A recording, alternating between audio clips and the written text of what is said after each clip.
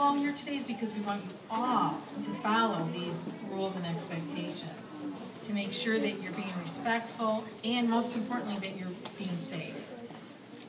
All right. So I'm Dr. Custer. I'm the school psychologist here at Everett, and I think some of you may have seen me in your classroom. I'm all over the building. So I'm one of the adults in the building, and as you know, there's many teachers and other adults that work here at Everett School. So the rules that we're going to talk about now are up to you to follow. And if you're in a situation where an adult in the building, whether it's your classroom teacher or me or another adult, says you need to remember to walk, or our rule at Everett is to walk, whatever it is that you're being reminded of, you are responsible for listening to that adult and following what they say, even if it's someone who isn't your classroom teacher. Okay, is that clear? I have actually had the experience, and others have too, where as an adult we correct a behavior of a student and the student pays no attention to us. That's not very respectful, and Everett students are respectful children, and we want to see that across the school.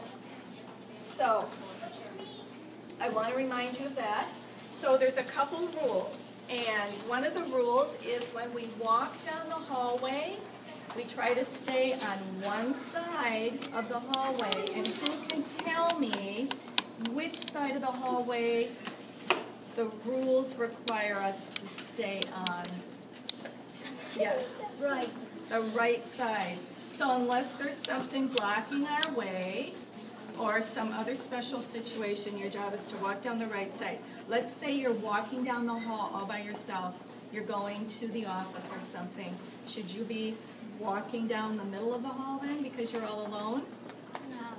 No, you should still try to stay to the right, because what happens is when we come around a corner, if I'm on this side, let's say the person is coming towards me on the right side, like Mrs. Smith here, and I'm coming like this, boom, we will run right into each other, and that's not good. And I've had students run into me doing that, and you know, sometimes they're running, which makes it even worse. So let's remember to stay on the right side. Another rule that we have is how loud our voice is. We can be a 0 or a 1 in the hallway. So 0, no talking. Can someone show me what a 0 would look like?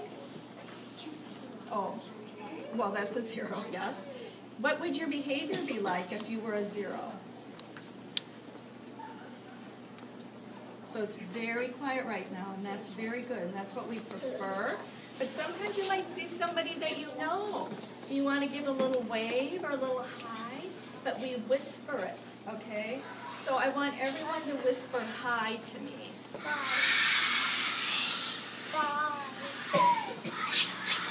All right, very nice. So you know the difference between the whisper, no talking, and you can stop now, I heard you.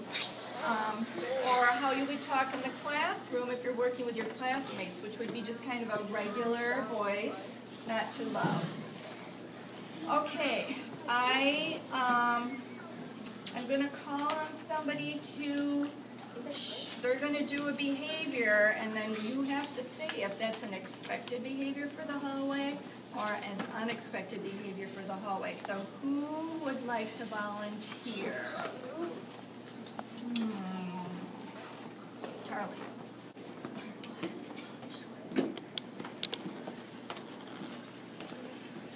Okay, look at, is that the expected way for a student to go down the hallway? Like that, a nice walk and a nice